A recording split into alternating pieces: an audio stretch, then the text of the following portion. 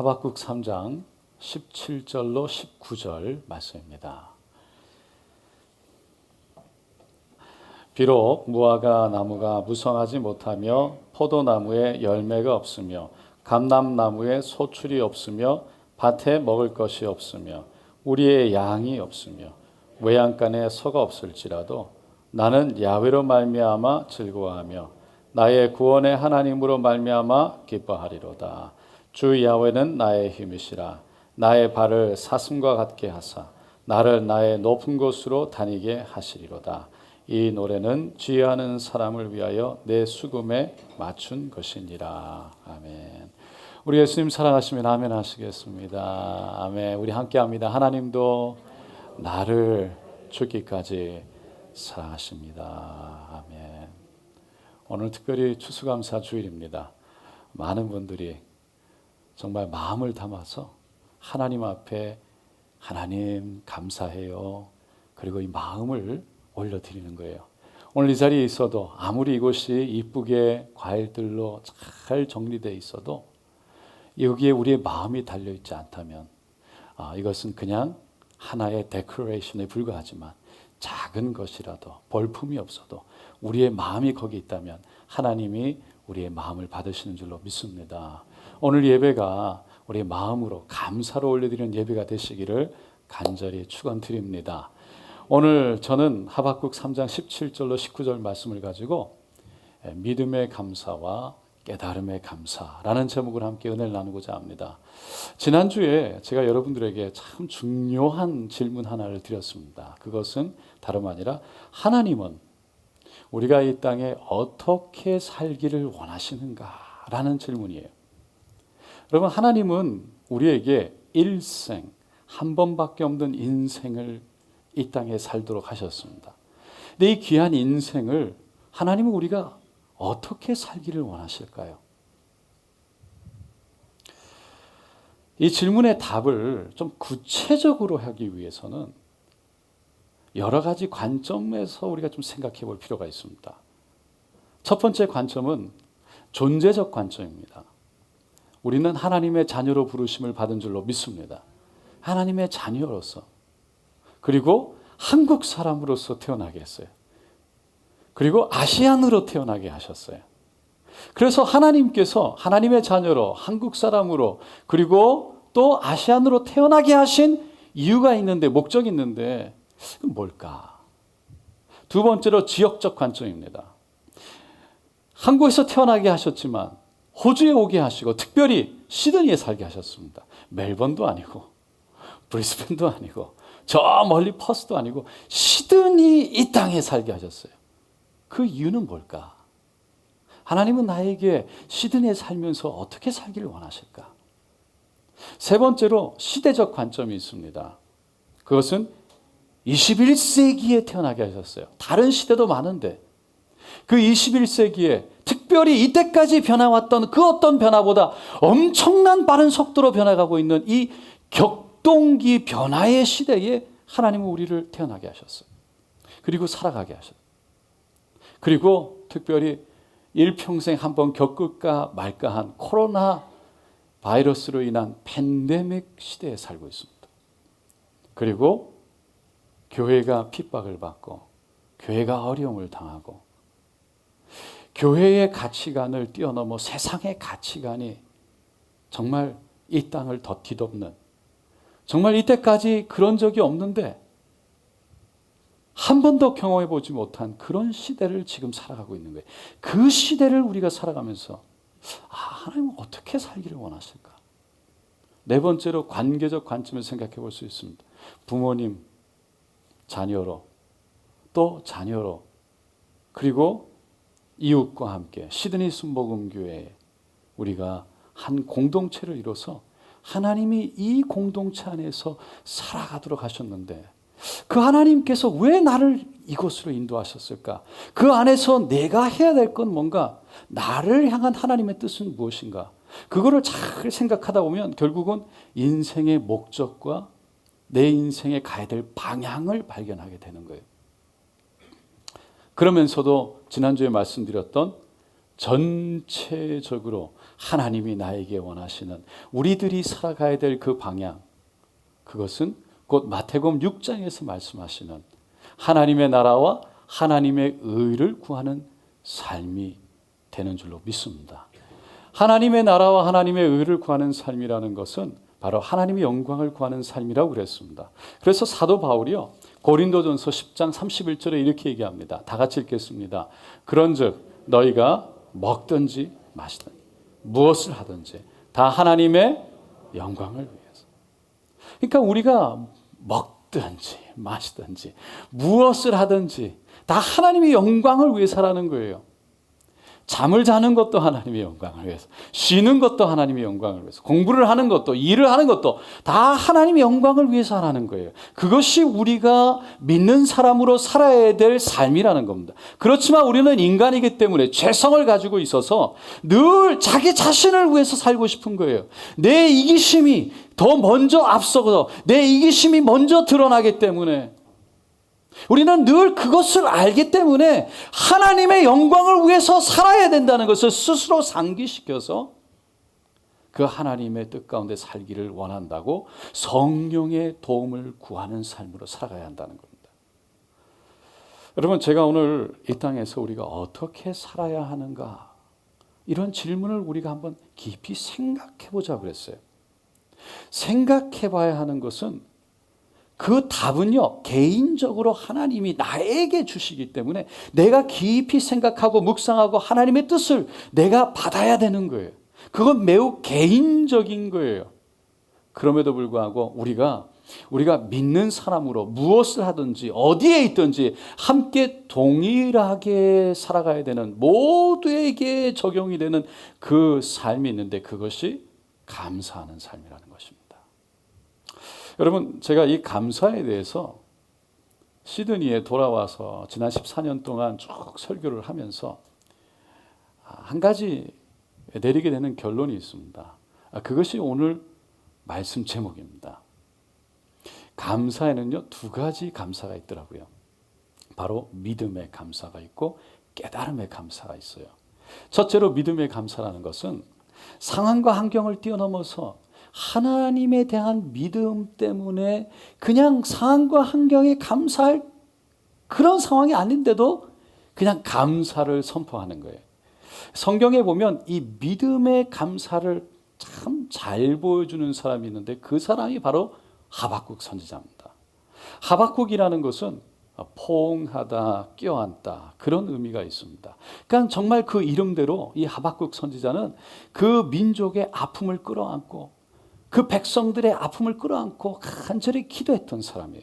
그 민족의 고통 속에서 하나님 앞에 기도하며 살았던 사람이죠. 어떻게 저 민족의 아픔을 해결할 수 있을까? 그래서 그 민족의 그 아픔, 문제의 해결을 제시하고 대안을 제시하면서 그 고통 속에서도 하나님, 주님을 바라봅니다. 전능하신 하나님, 그러면서 감사의 기도, 찬송을 올려드렸던 사람이에요. 여러분, 하박국이 그렇다고 해서 그가 늘 처음부터 감사하고 기뻐했던 사람은 아니었어요. 하박국 선지서를 쭉 읽어보면 처음에 그는 원망과 불평으로 시작합니다. 하나님, 어떻게 내가 이렇게 간절히 간구하는데 답을 하지 않으십니까? 이 백성을 구해주지 않으십니까? 왜 듣지 않으십니까? 하나님, 이렇게 힘이 드는데 왜 악인들은 가만두시고 정의가 사라지게 하십니까? 정의가 세워지지 않습니까? 하나님, 너무한 거 아닙니까? 원망하고 불평하면서 시작해요. 그런데요, 그가 그 불평과 원망이요, 끝부분에 가서 오늘 본문 3장에 가서는요, 감사의 찬송으로 기도로 바뀌기 시작합니다. 왜냐하면 그의 마음속에 감사가 깨달아졌기 때문에.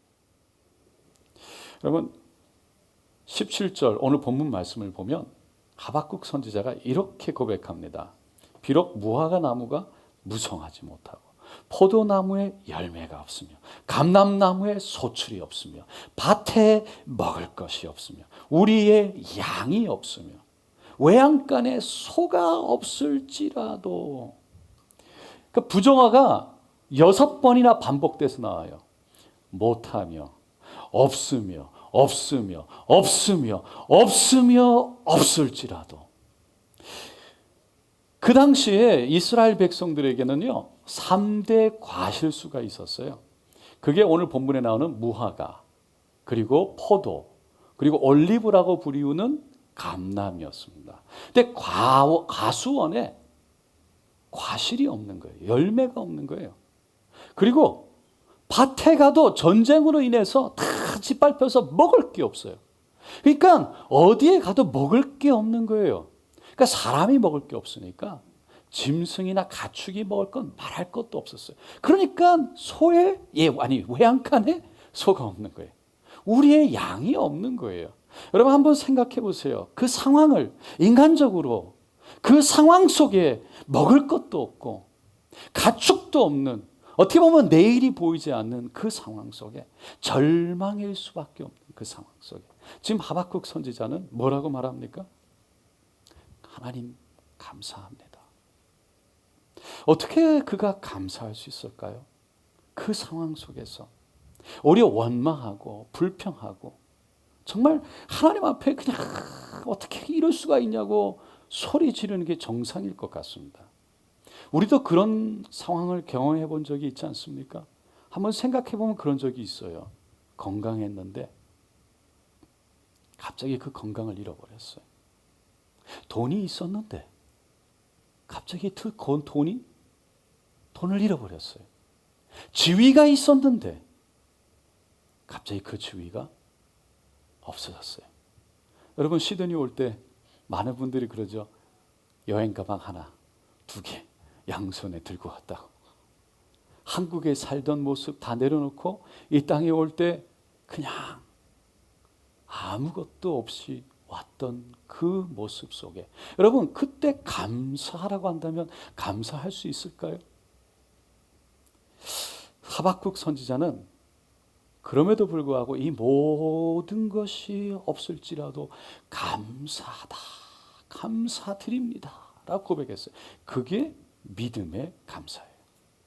왜냐하면 지금은 없지만 하나님은 하실 수 있는 하나님, 지금은 없지만 하나님은 회복해 하실 수 있는 하나님, 나를 부어주시고 책임져 주시고 다시 일으켜 주실 그 하나님, 그 하나님을 바라봤기 때문에 하나님이 나를 책임져 주시고 일으켜 주실 것을 믿었기 때문에 오늘 본문 18절에 그래서 하박국 선지자는 나는 야훼로 말미암아 즐거워하며 나의 구원의 하나님으로 말미암아 내가 기뻐하리로다. 하나님 때문에 즐거워하고 하나님 때문에 기뻐한다는 거예요. 그 하나님이 믿어진 거예요. 하나님은 한번 선택한 백성은 끝까지 책임져 주신 하나님, 그 하나님은 전능하신 하나님, 살아계셔서 반드시 우리를 끝까지 함께 하시는 그 하나님, 무에서 유를 창조하시고 최악에서 최선을 이루시는 하나님,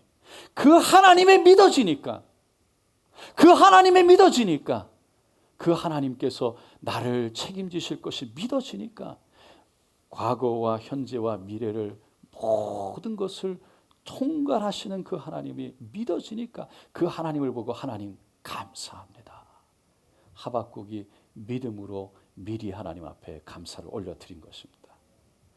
그 하나님이 믿어지는 거예요. 신뢰가 되는 거예요. 하나님 책임지실 거야. 하나님이 하실 거야. 믿어지는 거예요. 그 믿음이 생기니까 감사하게 된 겁니다. 여러분 실제로 무화과 나무에 열매가 없었어요. 실제로 외양간에 소가 없었어요. 먹을 게 없었어요. 그럼에도 불구하고 하나님을 바라볼 수 있으니까 믿음으로 하나님 앞에 감사를 고백할 수 있었던 것입니다. 이게 믿음의 감사입니다. 여러분 우리 모두가 비록 상황과 환경은 아닌데 감사할 수 없을지라도 우리가 믿음으로 감사할 수 있는 저 여러분 되시기를 축원드립니다. 두 번째 감사는요, 깨달음의 감사예요. 이 깨달음의 감사라는 것은 내 안에 감사할 것이 있다는 것이 깨달아져서 내 안에서부터 감사가 올라오는 거예요. 여러분 사람은요 언제 감사하는 마음을 가지게 될까요? 언제 감사하는 마음이 들까요? 생각해 보세요. 언제 내가 감사했지? 사람들에게, 누군가에게 생각지도 못했는데, 전혀 기대하지도 못했는데 갑자기 엑스트라를, 전혀 별개를 받을 때, 어떤 특별한 것을 기대하지 않았는데 받았을 때, 그게 우리 마음속에 감사하는 마음이 드는 거죠. 그런데 그냥 그것은 당연해. 당연한 거 아니야? 아무리 좋은 걸 받아도요, 아무리 많은 것을 받아도 내 마음속에 당연한 거 아니야? 뭐 그 사람 당연한 거지. 내가 당연한 거지. 라고 생각이 들면요, 그렇게 생각하면 감사한 마음이 들 수가 없죠. 언젠가 나눈 적이 있는데 2000년이었습니다. 그때 고등부를 제가 섬길 때인데 두 번째로 고등부 아이들과 함께 해외 단기 선교를 준비할 때였습니다. 그래서 필리핀에 혼자 답사를 가게 됐어요. 그 정우성 목사님이 선교사님 한 분을 소개시켜 주셔서 그곳에 가서 만나고 마닐라 근처를 답사했습니다. 아이들과 함께 그곳을 가기로 하고 선교사님이 소개시켜 주신 바기오라는 곳까지도 가게 되었습니다. 버스로 한 7, 8시간 타고 간 것 같아요. 가서 보고 답사하고 아이들 그곳으로 데리고 가기로 결정을 한 후에 내려왔습니다. 근데 버스를 타고 도착해서 내려보니까 새벽 1시예요. 선교사님이 어디의 지역에서 내리라고 적어주셨어요. 그래서 그거 붙잡고 사람들에게, 버스 운전사에게 이거 여기라고, 여기 나 내려야 된다고 부탁해서 내렸어요. 내리고 보니까 새벽 1시에다가 몇 명 내렸는데 겨우 여행 가방 하나에 가방 바퀴 달린 그 여행용 가방을 질질 끄면서 내렸는데 그 가운데 한 14선쯤 되는 환한 큰 길가였어요. 근데 밤 1시니까 아무도 없는 것 같다. 환해요. 환산한 거예요. 저쪽 구석구석에 사람들 몇 명 앉아가 불 쬐고 있는데 제가 거기 내려가지고 어떻게 해야 될지 모르겠더라고요. 딱 그 가방을 끌고 질질 다니는 모습이 누가 봐도 외국인이에요. 제가 그때 필리핀에 가보니까 상점이나 아파트 단지에 있으면요, 거기마다 다 경비원들이 있더라고요. 그리고 그 사람들이요, 다 긴 이따만한 총을 다 들고 있는 거예요. 그만큼 치안이 안 좋았습니다. 그러니 그 밤에 아무도 없는데 누가 저에게 찾아오면 꼼짝없이 당하게 생겼어요. 그런 선교사님은 어디로 해서 거기 가면 한국 사람이 하는 그 미션 하우스, 선교관이 있으니까 거기서 자라는 거예요. 제가 하룻밤을 거기서 묵고 마닐라에서 비행기를 타고 와야 되는데 선교관을 아무리 이렇게 둘러봐도 어디를 어떻게 가야 될지를 모르겠는 거예요. 아무리 봐도 전혀 생소한 거예요. 발을 동동 걸리고 이거 여기 있다가 아무리 봐도 큰일 날 것 같다. 그러고 있는데 까무잡잡한 필리핀 머리 까만 한 청년이 삐쩍 말랐는데 그냥 헐렁한 셔츠에다가 반바지 입고 이렇게 지나가는 거예요. 제가 너무 급해가지고 그 청년에게 Excuse me! 그러고선 세웠어요.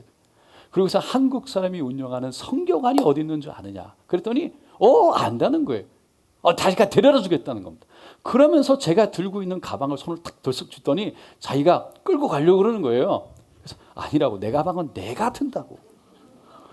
그 시간에 가방을 들고 튀면 제가 무슨 수로 그 잡아 따라가겠어요? 도저히 믿을 수가 없는 거죠. 믿을 수가. 그래서 그 청년이 그러냐고 그러고 가는 거예요.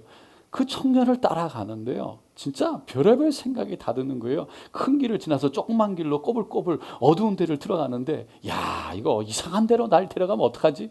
어떻게 하면 이 순간에 어떻게 이 가방을 참 버리고 튀어야 되는데 별의별 생각이 다 드는 거예요. 그렇게 10분쯤 따라갔더니 방법이 없으니까 진짜 선교관에 데려다 주는 거예요. 그 선교관을 보는데 얼마나 반가운지, 나 이제 살았구나 안도감이 오는데요, 그 청년이 다시 보이는 거예요. 너무 고마운 거예요. 그래가지고 제가 그냥 가방에서 그냥 지갑을 꺼내가지고 그냥 지폐를 꺼내서 그냥 제가 줬어요. 그런데 이 청년이 아니라고 극구 사양하는 겁니다. 그래서 어떻게 할 줄 몰라가지고 너무 고마우니까 제 그때 주머니에 아마 제가 2불짜리인가 있었던 것 같아요. 그 돈 좀 꺼내가지고 이거 별거 아닌데 너무 고마워서, 내가 너무 고마워서 너에게 선물로 주고 싶다고, 나를 기억해달라고, 그리고 내가 너를 기억하겠다고, 그러면서 그거를 이렇게 손에다 꽉 쥐어줬어요. 여러분, 제가 이렇게 생각해 보니까 정말 늦은 시간에 자기 가던 길을 멈추고 저를 안내해서 그곳까지 데려준 게 결코 평범한 일이 아니에요. 당연한 일이 아니었어요. 특별한 호의였어요. 그 특별한 호의를 받고 나니까 너무 고마운 거예요. 내가 생각했던 것보다 더 주었다고 생각되었을 때, 더 보살펴줬다고 생각할 때, 더 잘 도와줬고 더 함께했고 더 주었다라고 생각이 되어지면 우리는 우리 안에 감사한 마음이 우리 안에 저절로 일어나는 거죠. 하지만 당연한 거 해줬네, 당연한 거 아니야 라는 생각이 들면 아무리 많이 받아도, 아무리 귀한 것을 받아도 우리 안에 고마운 마음이 들지 않아요. 여러분, 아이들이 잘 크는 것을 보면서 애들이니까 당연히 잘 크지, 하나도 안 고마워요. 아내가 잘해주면 아내니까 당연히 잘해주는 거지 라는 생각 들면 하나도 고맙지 않아요.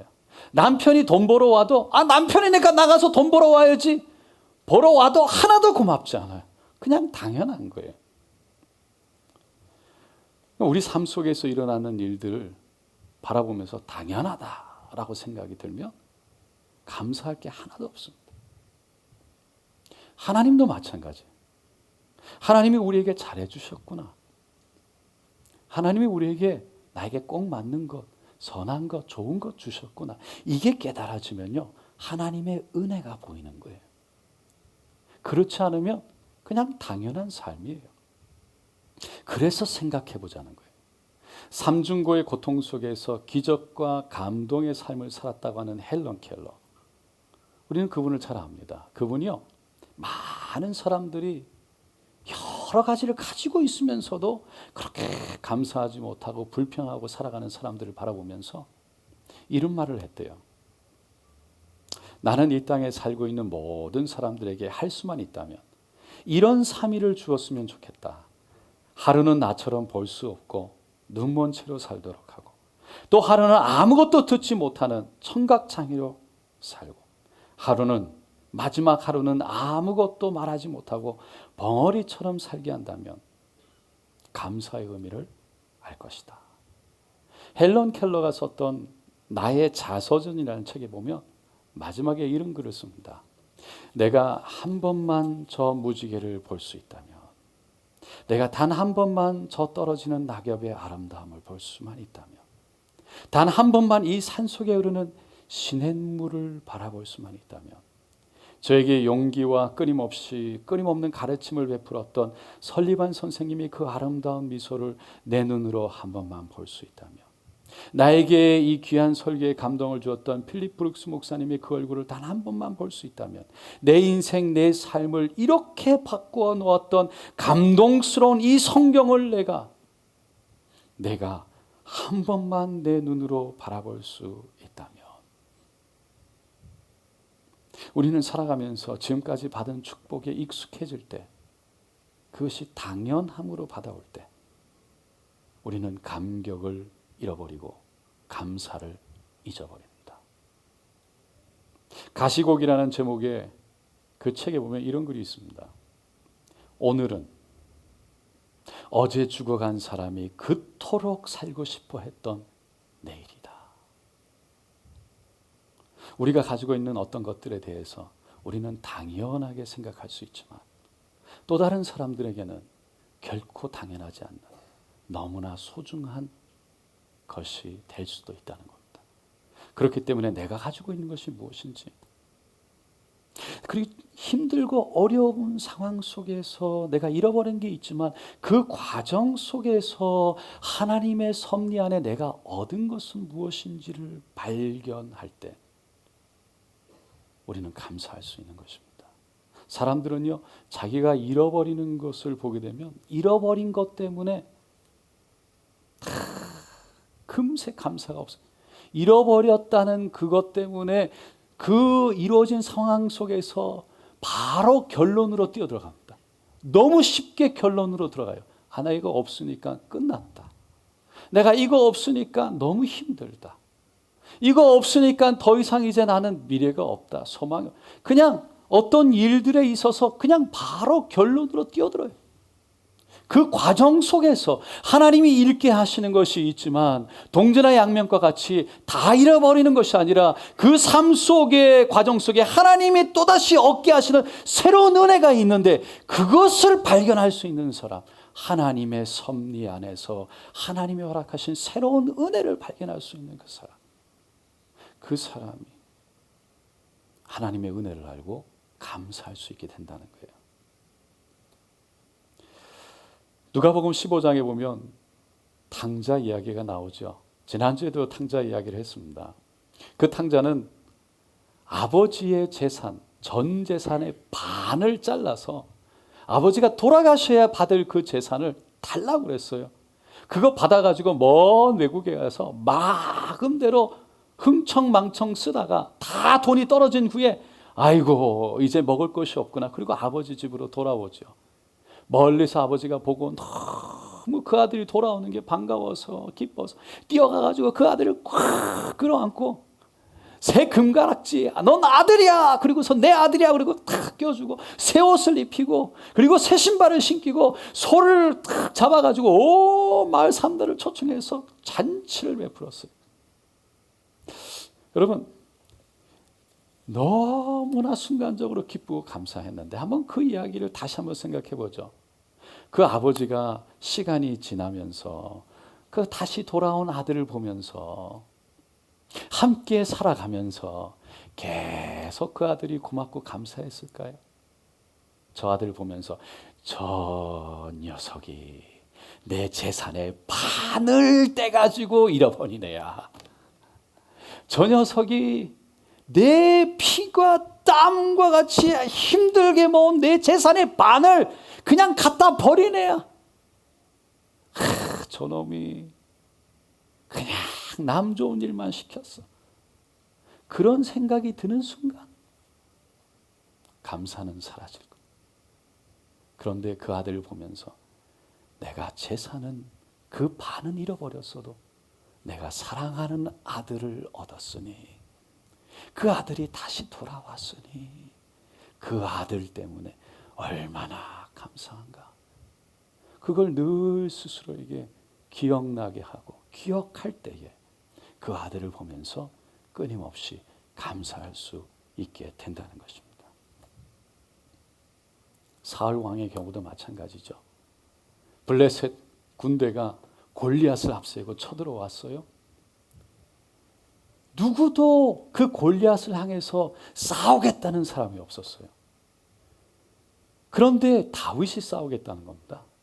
사울 왕이요, 다윗 그래 내보냈어요.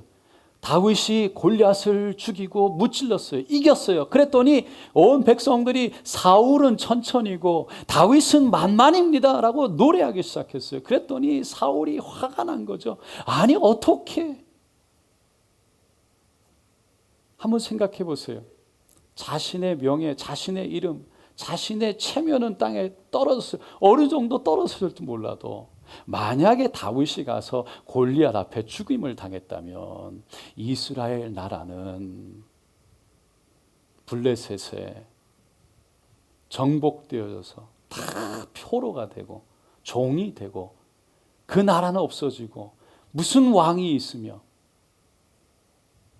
그러니 자기의 명예는 떨어지고 자기의 이름은 낮아져도 정말 다윗이 가서 하나님의 뜻 가운데 골리앗을 무찔렀구나, 이스라엘 백성을 지켜줬구나, 내가 부끄럽지만 이 자리에 있을 수 있구나, 그거를 발견했다면 감사했을 텐데 그냥 결론으로 뛰어들었어요.